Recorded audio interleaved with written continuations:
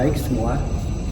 Sekarang saya sudah ada di depan mesin milling, di mana saya akan menyampaikan bagaimana caranya menghidupkan mesin dengan baik dan benar. Sebelum menghidupkan mesin, ada kalanya kita harus memperhatikan aspek-aspek keselamatan, baik keselamatan buat kita ataupun keselamatan buat mesin. Sebelum menghidupkan mesin, kita harus memperhatikan area-area mesin, bagian samping mesin, bagian depan mesin, juga bagian belakang mesin. Usahakan jangan sampai ada air yang berceceran ataupun oli yang berserakan, karena itu akan membahayakan bagi kita semua. Sekarang saya akan menunjukkan bagaimana cara menghidupkan mesin terlebih dahulu, dan nanti kita akan susul dengan bagaimana cara mematikan mesin secara benar dan baik. Oke, kita sampai ke belakang mesin.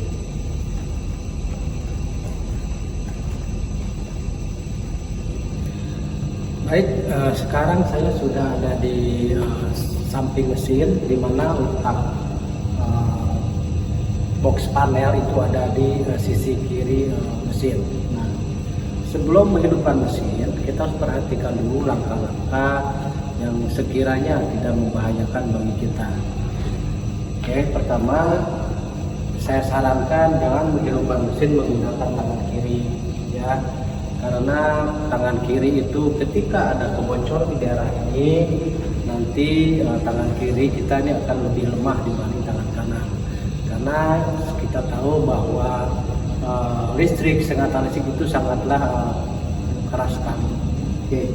Dan kalau menggunakan tadi secara tidak langsung ada bagian-bagian organ tubuh yang memang sangat vital di bagian kiri kita. Oke. Nah, lebih baik untuk kehidupan mesin itu menggunakan tangan kanan. Nah, jika ada kebocoran tangan listrik di sini, nanti tangan kanan kan lebih kuat tenaganya untuk melepaskan sengatan listrik itu sendiri. Oke, kita coba menghidupkan mesin. Sebelum menghidupkan mesin monitor, ada beberapa hal yang perlu kita perhatikan. Salah satunya kita harus cek pendingin panel box. Ini adalah salah satu kipas untuk pendingin area panel ini. Karena kita tahu di dalam panel ini ada banyak komponen elektronik yang memang tidak begitu tahan panas. Jadi kita usahakan kipas atau AC-nya itu berjalan dengan lancar. Selanjutnya, sebelum menghidupkan mesin, kita juga harus memperhatikan oli di sini. Ini adalah satu oli lubrikasi, di mana lubrikasi itu untuk melumasi bagian-bagian dan bergerak, terutama seperti bagian sumbu E, sumbu J, dan sumbu Y. Jadi kalau lumasannya ini sampai berkurang, berarti nanti akan pekerjaan kita akan tersendat. Karena mesin itu, kepresisian mesin itu tergantung pada mesin lubrikasi ini sendiri. Selanjutnya kita perhatikan juga tekanan udara. Jadi tekanan udara di sini jangan sampai kurang untuk mensuplai ke mesin. Karena tekanan udara ini ada beberapa hal yang sangat penting, terutama ke bagian-bagian kritikan dan fitur atau di daerah penggantian tool. Terus usahakan juga di sini kalau kompresornya tidak baik, biasanya ada kandungan air. Nah, kandungan air ini kita harus buang dulu secara manual seperti ini atau secara otomatis gitu ya. Oke, kalau semua ini sudah terpenuhi, anginnya, olinya, serta anginnya, apa pendinginnya, kita lanjutkan ke mesin monitor untuk penghidupan.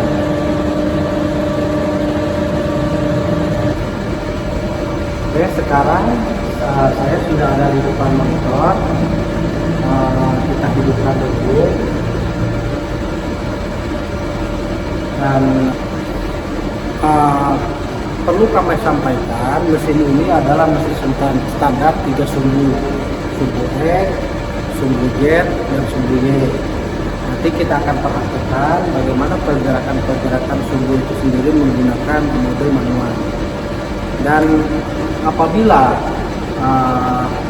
mesin ini ditambahi dengan tambahan sumbu seperti sumbu A atau sumbu B, biasanya akan dipasang di atas meja kerja, dan itu akan menambah sumbu menjadi 5 aksi. Tapi mesin ini biasanya akan terbaca menjadi 3+2 seperti itu. Mesin ini juga dilengkapi dengan magazin seperti ini. Magazin itu fungsinya untuk menyimpan tool yang akan dipergunakan. Nah, untuk pengerjaan mesin sebaiknya kita harus menelaah atau memperhatikan kebutuhan mesin itu sendiri agar sesuai dengan apa yang akan kita kerjakan. Oke, kita lanjutkan sekarang mesin. Ini sekarang masih mesin emergency, jadi belum siap pakai atau belum mesin ready. Oke, kita ada ganti sekitar ini. Dan sekali lagi, reset untuk emergency itu sudah menggunakan reset di dalam panel ini. Tapi menggunakan reset itu menggunakan power point.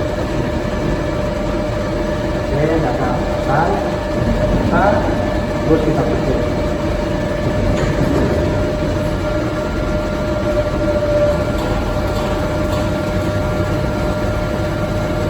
Apabila mesin ini sudah menyala hijau atau indikator mesin ready-nya sudah hijau, berarti mesin itu sudah siap pakai. Oke, saya akan memperhatikan pergerakan mesin ini secara umum. Oke, mesin mini ini memiliki 3 komponen yang sangat penting. Salah satunya adalah meja, spindle, dan kedua adalah tempat penyimpanan tool. Bagaimana cara menggerakkan secara manual? Karena mesin ini menggunakan 3. Ke kiri itu kanan itu adalah minus, sedangkan bergerak ke kiri itu adalah plus. Seperti ini saya akan menggerakkan minus. Ini adalah pergerakan minus. Sedangkan di sini adalah pergerakan plus. Sekarang sumbu Y itu adalah ke sana plus, di sini yang minus. Di sini adalah di sini adalah minus, di sana adalah plus.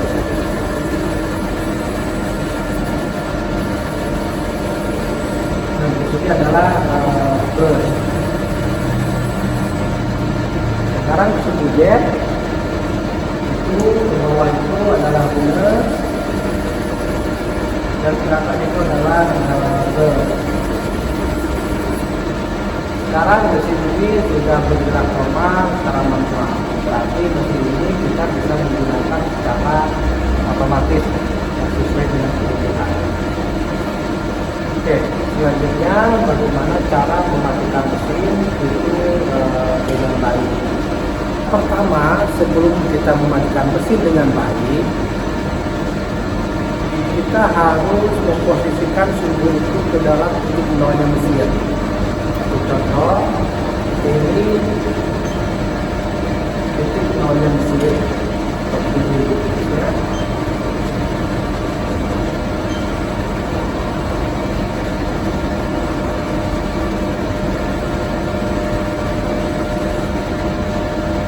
Terus Y-nya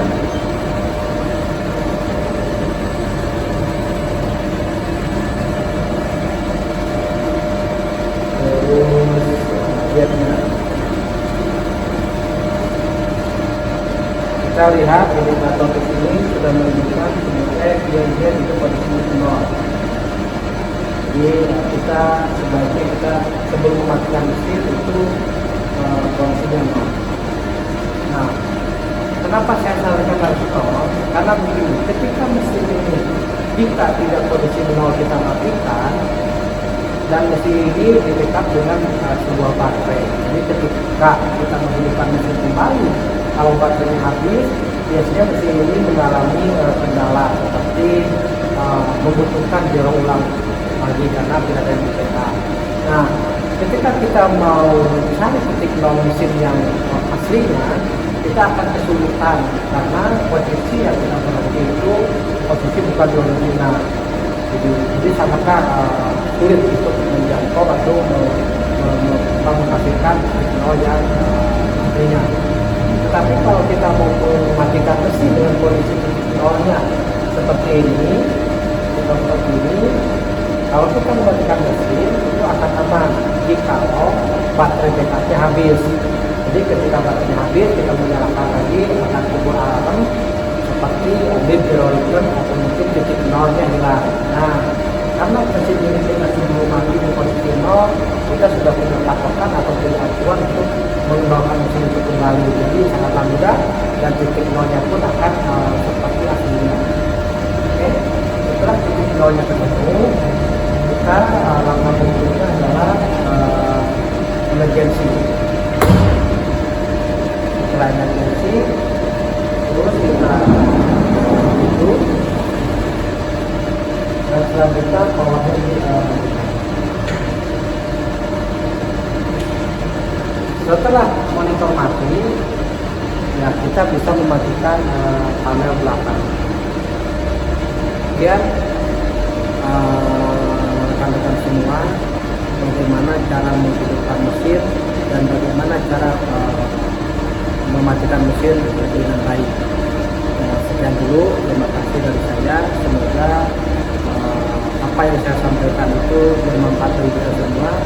Kalau